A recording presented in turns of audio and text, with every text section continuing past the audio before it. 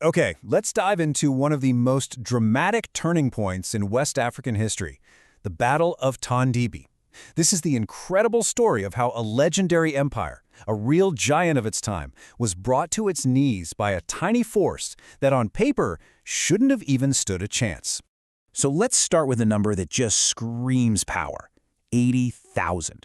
That was the estimated size of the Songhai Empire's army. I mean, for over a century, these guys were the undisputed superpower of the region, a cultural and economic titan. Make no mistake, this was the Goliath of West Africa. Now, against that Goliath, picture this: 4,000. That's it. That was the size of the invading army from the Saadi Sultanate of Morocco.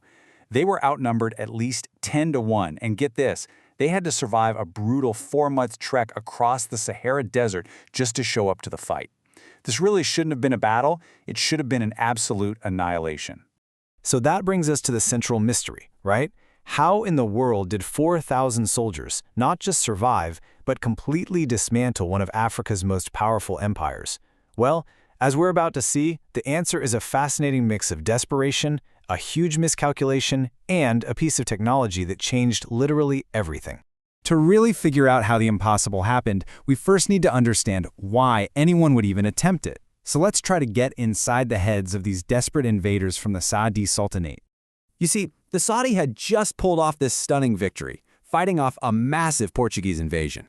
But winning a war like that costs a ton of money. It left their kingdom on the absolute brink of bankruptcy. Their treasury was empty, and they were desperate for a lifeline, any new source of wealth to keep their kingdom from completely collapsing.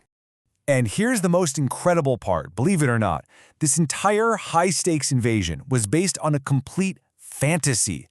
The Saudi Sultan, Al-Mansur, was completely obsessed with this idea that the Songhai Empire was just sitting on mountains of gold. It wasn't. He totally ignored his own advisors, who warned him against attacking a fellow Muslim nation, and he gambled his kingdom's entire future on a myth. So this was the army he sent to go chase that myth. It was a pretty small, professional force, led by a commander named Judar Pasha.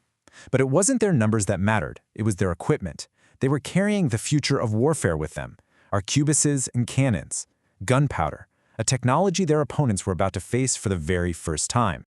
All right, so now let's flip over and look at the giant in this story. On the surface, the Songhai Empire looked completely invincible. But beneath that powerful exterior, some deep cracks were starting to form, leaving it way more vulnerable than anyone realized. For over 100 years, the Songhai dominated a massive stretch of West Africa.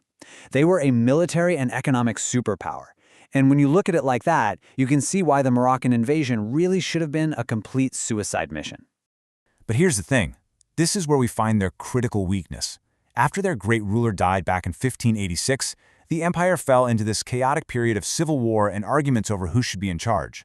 This internal fighting meant that when the Moroccans finally showed up, they were facing a fractured giant, not that unified, unstoppable force of old. Now, under their ruler, Askia Ishak II, the Songhai army was still enormous, with tens of thousands of skilled cavalry and infantry. But their weapons, they were from a completely different era: lances, swords, bows. And their secret weapon? Get this, a massive stampede of 1,000 cattle that were supposed to charge forward and just shatter the enemy's formation. Okay, the stage is set. So let's move to the battle itself on March 13th, 1591.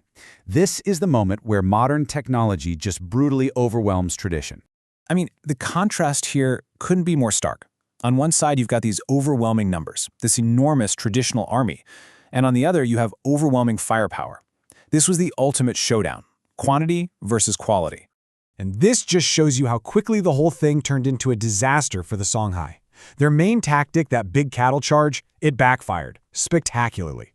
The thunderous noise from the Moroccan cannons and guns absolutely terrified the animals, causing them to turn around and stampede right back through the Songhai's own soldiers. With their lines in total chaos, the Songhai advance was just cut to pieces by relentless gunfire.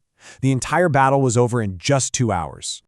This one detail from a historical record called the Tariq al-Sudan is just absolutely devastating. It captures the sheer shock and horror of that defeat.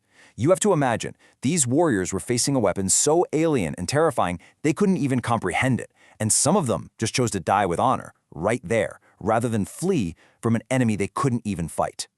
So Judar Pasha had won a decisive victory on the battlefield, but the glorious conquest his Sultan had been dreaming of, well, that was about to completely unravel. The Moroccan army marched on the legendary Songhai cities. We're talking Gao, Timbuktu, Janneh, and they sacked them. But the gold mines, the entire reason for the invasion, they were nowhere to be found. They just didn't exist. The wealth they managed to steal was nothing compared to their expectations. The entire war was built on a mirage.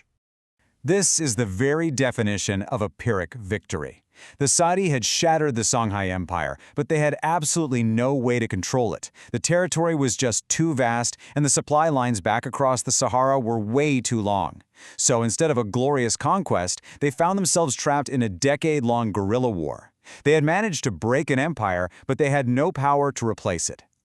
And really, this is the ultimate legacy of the battle.